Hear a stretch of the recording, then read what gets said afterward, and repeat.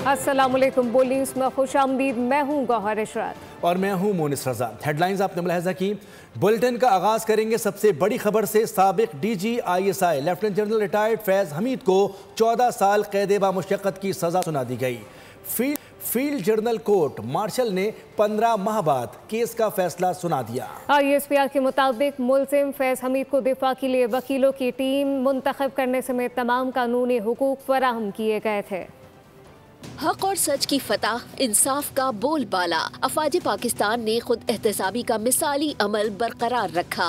Lieutenant general retired Faiz Hamid 4 इल्जामात में मुजरिम करार। साबिक DG ISI को 14 साल कैद बामुशक्कत की सजा। ISPR के मुताबिक फील्ड जर्नल कोर्ट मार्शल ने सजा सुनाई। फैज़ हमीद के खिलाफ 4 संगीन इल्जामात पर कार्रवाई की गई। फैज़ हमीद सियासी सरगर्मियों में मुलव्विस रहे। मुल्जिम पर ऑफिशियल सीक्रेट एक्ट की खिलाफ वर्जी साबित। इख्तियारात और सरकारी वसाइल का नाजायज इस्तेमाल किया। बाज़ अफराद को नुकसान पहुँचाने के इल्जाम में भी कसूरवार करार। Lieutenant general retired Faiz Hamid के खिलाफ फील्ड जर्नल कोर्ट मार्शल का अमल 15 माह तक जारी रहा। ISPR के मुताबिक दौरान कार्रवाई मुल्जिम को दिफा के लिए वकीलों की टीम मुंतखब करने समेत तमाम कानूनी हुकूक फराहम किए गए। मुजरिम को फैसले के खिलाफ मुतालिका फोरम पर अपील का हक हासिल है। ISPR का कहना है कि मुल्जिम की सियासी अनासिर के साथ मिली भगत, सियासी अफरा तफरी और अदम इस्तेहकाम के मामलात अलग से देखे जा रहे हैं। Lieutenant general retired Faiz Hameed का नाम एक बार फिर ज़ेर बहस। सियासी मुदाखलत और मुख्तलिफ मामलात में किरदार के इल्ज़ामात के बाद बात इनके खिलाफ फौजी कार्रवाई तक जा पहुँची। फैसलाबाद धरने के माहदे से फैज़ हमीद का नाम पहली बार मंजर आम पर आया। साबिक DG ISI के खिलाफ कार्रवाई का आगाज़ निजी हाउसिंग सोसाइटी टॉप सिटी के मालिक मुइज़ खान की सुप्रीम कोर्ट में दायर दरख्वास्त से हुआ। साबिक DG ISI lieutenant general retired Faiz Hameed का करियर तनाज़ात से भरपूर रहा। फैज़ हमीद का नाम पहली बार 2017 के फैज़ाबाद धरने के बाद सामने आया, जब हुकूमत और कलअदम तहरीके लब्बैक पाकिस्तान के दरमियान मुआहिदे के आखिर में मेजर जनरल फैज़ हमीद दर्ज था। 2 बरस बाद उन्हें DG ISI मुकर्रर किया गया और वो 2 बरस से जायद इस ओहदे पर फाइज रहे। इस दौरान उन पर सियासी मदाखलत, वफादारियों की तब्दीली, गिरफ्तारियों और हुकूमती मामलात में असरअंदाजी के कई इल्जामात सामने आए। साबिक वज़ीर आज़म नवाज शरीफ और मुतादिद सियासी रहनुमाओं ने भी तकारीर में जिक्र किया, जबकि इस्लामाबाद हाई कोर्ट के साबिक जज शौकत अजीज सिद्दीकी ने अहम नौयत की मदाखलत के इल्जाम आयद किए। तालिबान की काबुल आमद के बाद फैज़ हमीद की कॉफी कप वाली तस्वीर भी शदीद तनकीद का बाइस बनी, जबकि PTI दौर में मुखालफिन को दबाने और पार्लिमानी कार्रवाइयों में किरदार के इल्जामात भी लगते रहे। लेकिन फैज़ हमीद के खिलाफ कार्रवाई इस्लामाबाद की निजी हाउसिंग सोसाइटी टॉप सिटी के मालिक मुइज़ खान की सुप्रीम कोर्ट में दायर दरख्वास्त से शुरू हुई। दरख्वास्त गुजार ने इल्जाम लगाया था कि 12 मई 2017 को उनकी प्रॉपर्टी पर रेंजर्स और ISI के अहलकारों ने छापा मारा, सोना, हीरे और कीमती सामान साथ ले गए। सुप्रीम कोर्ट ने समाअत के बाद अगस्त 2024 में मामला मुतालिका इदारों को भेजते हुए कहा कि इस नौयत के संगीन इल्जामात नजरअंदाज नहीं किए जा सकते। सुप्रीम कोर्ट का फैसला आने तक फैज़ हमीद ओहदे से रिटायरमेंट ले चुके थे। फौज ने कोर्ट मार्शल की कार्रवाई के लिए उन्हें तहवील में लिया और तकरीबन 9 माह बाद उन पर फर्दे जुर्म आयद की गई। फैज़ हमीद के खिलाफ फैसला तारीखी है, ताहम ट्रायल भी जारी है। बिलावल भुट्टो जरदारी की चिन्योट में मीडिया से बातचीत, कहा कि आज के फैसले से वाज़ेह पैगाम है कि फैज़ हमीद गैर कानूनी काम कर रहे थे। फैज़ हमीद के पास अपील के लिए भी फोरम्स होंगे। बिलावल भुट्टो जरदारी ने कहा कि खैबर पख्तूनख्वा में गवर्नर राज से मुतालिक बाकायदा डिस्कशन नहीं हुई। गवर्नर राज एक आइनी ऑप्शन मौजूद है। PTI अपने तर्ज अमल से वफाक को मजबूर कर रही है और PTI की सियासत खुद ऐसे हालात पैदा करना चाह रही है। बानी PTI बतौर वज़ीर आज़म ताकत के नशे में धमकियां देते थे, सियासत में गलत रिवायात डाली, नफ़रत और इंतशार की सियासत को परवान चढ़ाया। जो अपने ताकत के नशे में ना किसी सियासतदान को, ना किसी मीडिया हाउस को अपने ओहद के ख़िलाफ़ वर्जी, अपने काम के ख़िलाफ़ वर्जी करते हुए पता नहीं क्या क्या किया। मैं समझता हूँ कि ये एक बहुत तारीख़ी फ़ैसला है। मेरा ख़्याल में अब आगे उसके लिए भी अपील के और ऐसे फोरम्स मौजूद होंगे।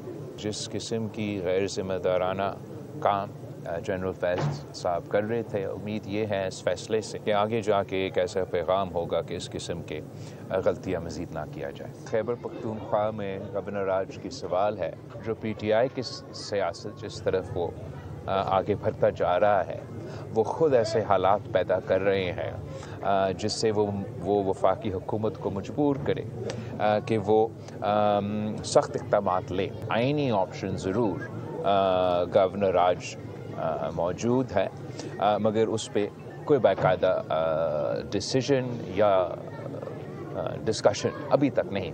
मेरे सियासी ज़िंदगी में दो ऐसे लोग थे जो मैंने खुद अपने आंखों से देखा है, जो अपने वक्त के फ़िरौन थे। एक तो खान साहब खुद है, जो वज़ीर आज़म होते हुए ताकत का नशा में पता नहीं क्या क्या धमकियाँ देता था। उन्होंने ये हमारी सियासत में एक बुरी रवायत डाली थी।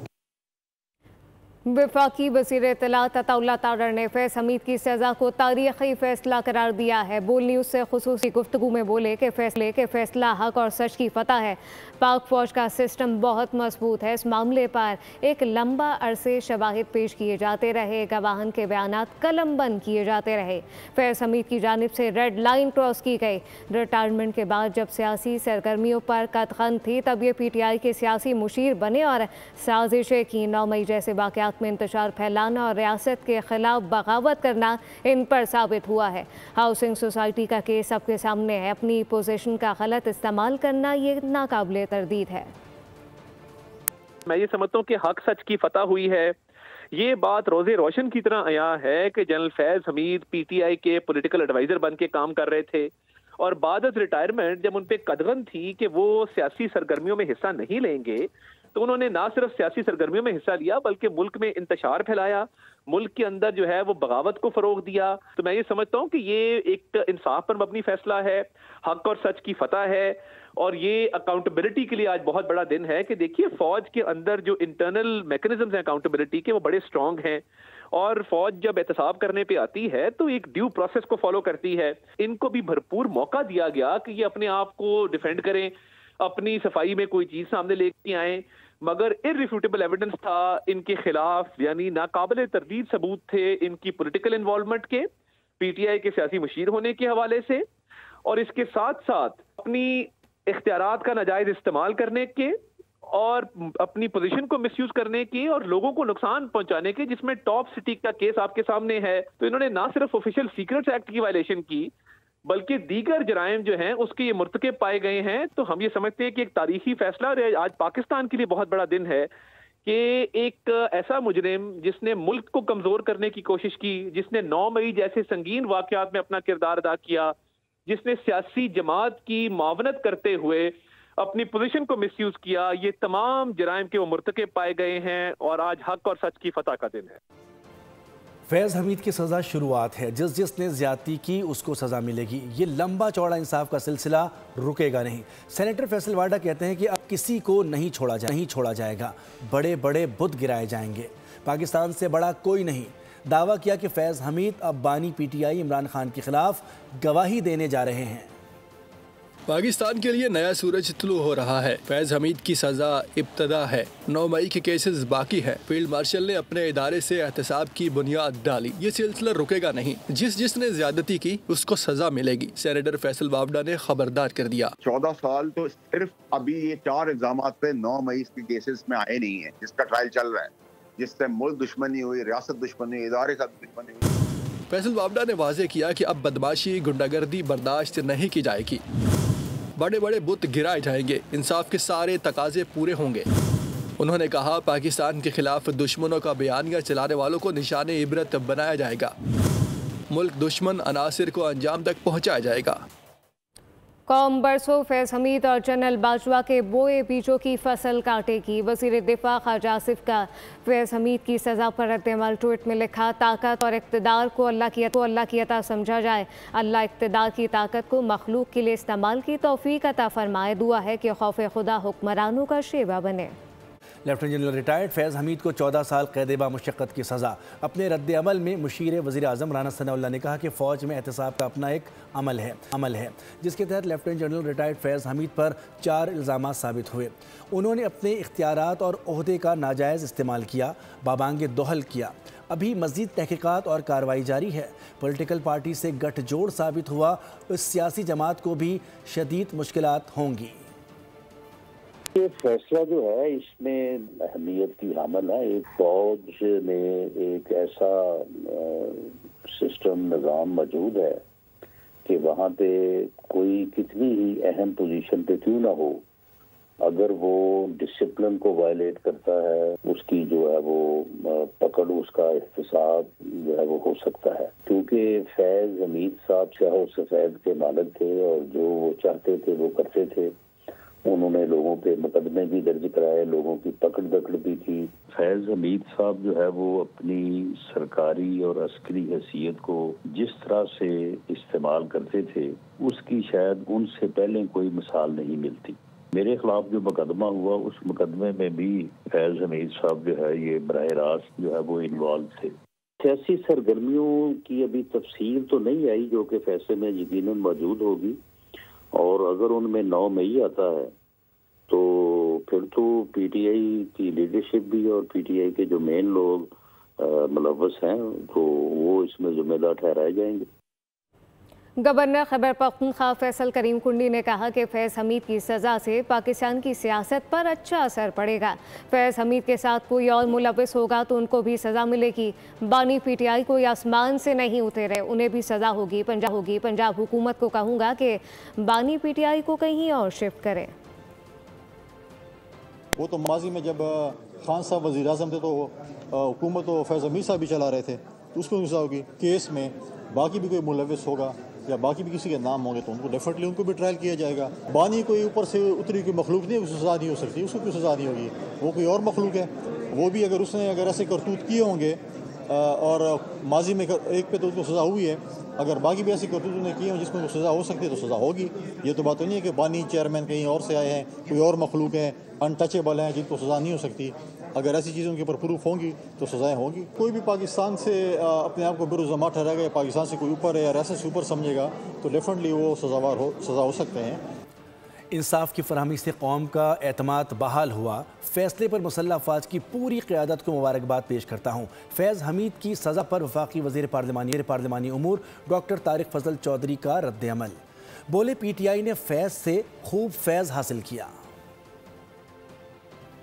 जो आज फैसला आया है जनरल फैज़ हमीद के खिलाफ, जो साबिक DGI रहे हैं और उन्हें 14 साल कैद बामुशक्कत की सज़ा कोर्ट मार्शल के बाद दी गई है, आज अफवाज पाकिस्तान ने यह साबित किया है कि वो चाहे अपना कितना ही बड़ा उनका कोई अफसर क्यों ना हो, कितनी कोई इंपॉर्टेंट शख्सियत माजी में क्यों ना रही हो और हाल में भी अगर हो, तो जो उनके अंदर एक सेल्फ अकाउंटेबिलिटी का प्रोसेस है और इंसाफ की फराहमी है वो उसे यकीनी बनाते हैं। और उसके लिए मैं मौजूदा जो मुसल्लह अफवाज की क़यादत है, chief of defence forces field marshal Syed Asim Munir, उनको और उनकी पूरी टीम को मैं खराज तहसीन पेश करता हूँ कि आज कौम का इत्मीनान बहाल हुआ है इस इदारे के साफ और शफाफ इंसाफ की फराहमी के हवाले से। जनरल फैज़ हमीद ने जिस तरह अपने इख्तियारात का नाजायज़ इस्तेमाल किया और पाकिस्तान में जो अनस्टेबिलिटी उन्होंने क्रिएट की, पाकिस्तान के सियासी निज़ाम के अंदर जो हिजान उन्होंने मुब्तला किया और अपनी ऑफिशियल पोजीशन को जिस तरह और इख्तियारात को और ताकत को उन्होंने इस्तेमाल किया एक ख़ास शख्स और जमात को फ़ायदा पहुँचाने के लिए और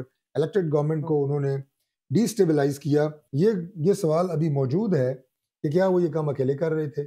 यकीनन नहीं। मैं तो ये कहूँगा कि ये पूरा एक नेक्सस है, गठजोड़ है, जो कुछ और लोग भी इनके साथ शामिल थे।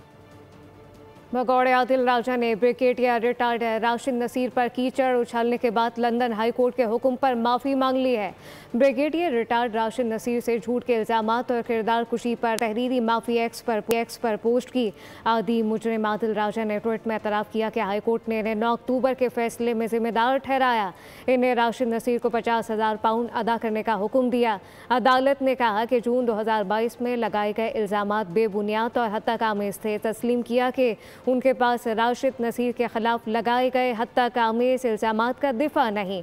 ट्वीट में लिखा कि अदालत ने इनके खिलाफ कानूनी अखराजात भी मंजूर किए। लंदन हाई कोर्ट के फैसले के मुताबिक माफ़ी मांगता हूँ। अदालत ने हिदायत की थी कि मुजरिम आदिल राजा माफ़ी 22 दिसंबर से पहले मांगे। माफ़ी ट्वीट 28 दिन तक सोशल मीडिया अकाउंट पर नुमाए रखने का हुक्म दिया गया था। वज़ीर-ए-आज़म शहबाज शरीफ की तुर्कमानिस्तान के सदर सरदार बर्दी मोहम्मदोव से मुलाकात, दो तरफ़ा ताल्लुकात, तिजारती ताउन और इलाकाई रवाबित पर अहम बातचीत। वज़ीर-ए-आज़म ने तुर्कमानिस्तान की मुस्तकिल गैर जानिबदारी की 30वीं सालगिरह पर सदर और तुर्कमानिस्तान अवाम को मुबारकबाद पेश की।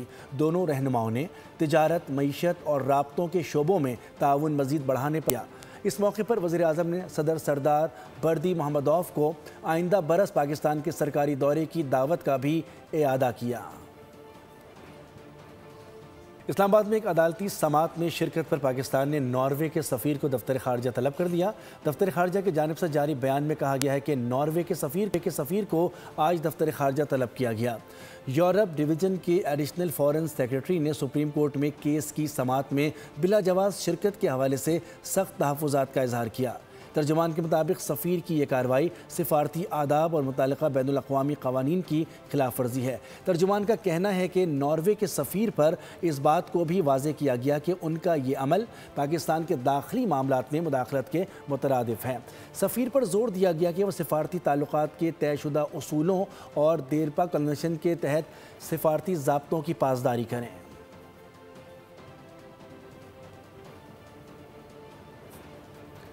आपको बताएं कि इस्लामाबाद में एक अदालती समात में शिरकत पर पाकिस्तान ने नॉर्वे के सफ़ीर को दफ्तर ख़ारजा तलब कर लिया। दफ्तर ख़ारजा की जानिब से जारी बयान में कहा गया है कि नॉर्वे के सफ़ीर को आज दफ्तर ख़ारजा तलब किया गया। मिनी बजट के खतरात, हुकूमत टैक्स हदफ पूरा करने के लिए इजाफी टैक्स इक़दामात और अखराजात कम करने के लिए तैयार है। दिसंबर 2025 के आखिर तक टैक्स वसूली कम होने पर इजाफी टैक्स इक़दामात का मनसूबा तैयार कर लिया है।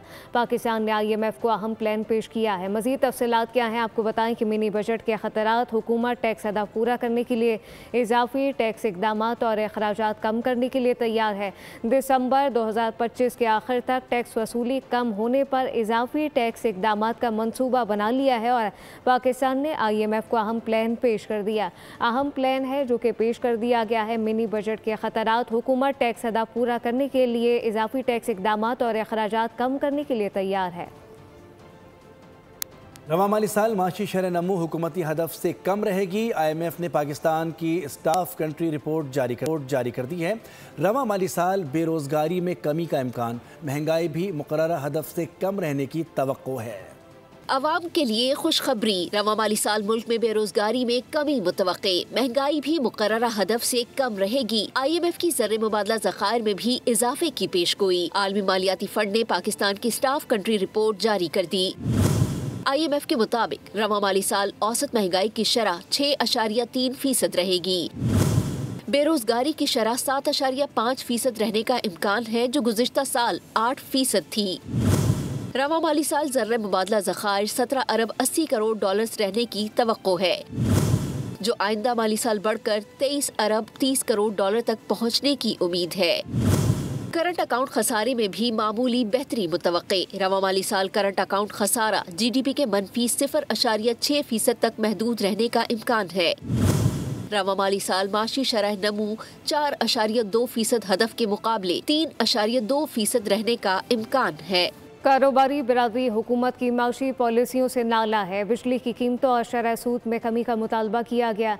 यूनाइटेड बिजनेस ग्रुप के patron in chief SM Tanveer का कहना था कि महंगी बिजली के बायस मुल्क में 140 सनतें बंद हो चुकी हैं। टैक्स सिस्टम बेहतर किए बगैर मईशत आगे नहीं चलेगी।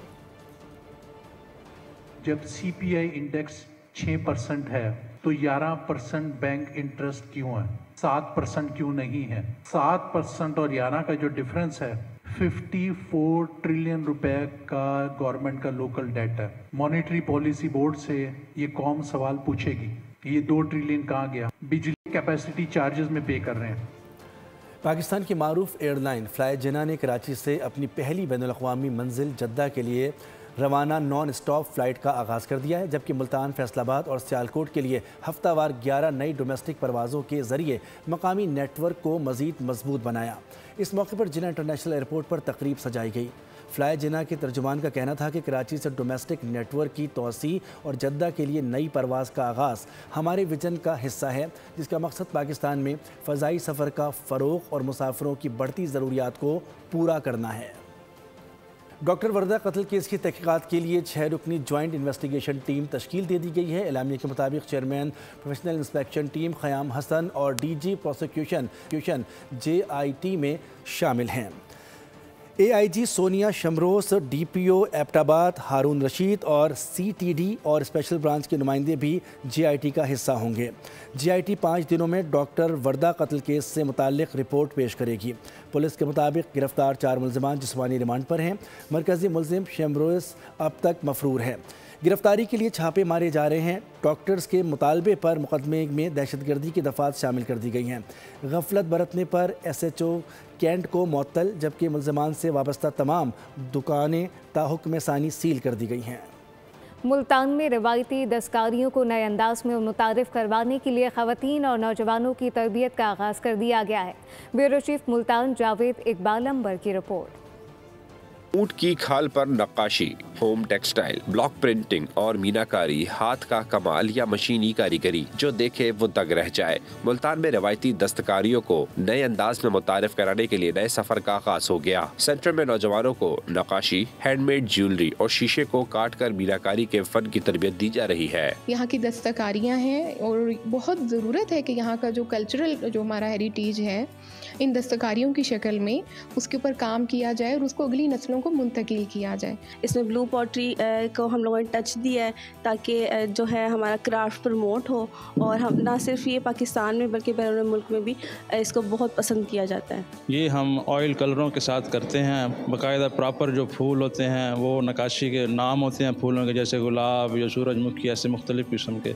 ये होम टेक्सटाइल एक ऐसा औरतों के लिए एक बाइज़्ज़त, एक बावकार ऐसा अदारा है जो औरतें अपने घर बैठ के ही ये काम शुरू कर सकती हैं। ये बहुत अच्छी स्किल्स है, आगे भी आने वाले वक्तों में मेरा ये एक रोज़गार बन सकता है, मैं से और मज़ीद काम कर सकता हूँ।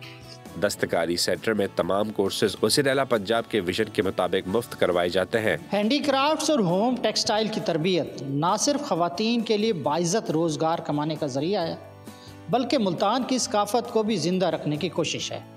कैमरामैन शकील जावेद के साथ जावेद इकबाल अंबर, बोल न्यूज़ मुल्तान। न्यूज़ बुलेटिन से फिलवक्त इतना ही। किसी भी खबर की तफसील के लिए आप विजिट कर सकते हैं हमारी वेबसाइट bolnews.com। देखते रहिए बोल। सब्सक्राइब करें और बेल दबाएं ताकि कोई खबर रह न जाए।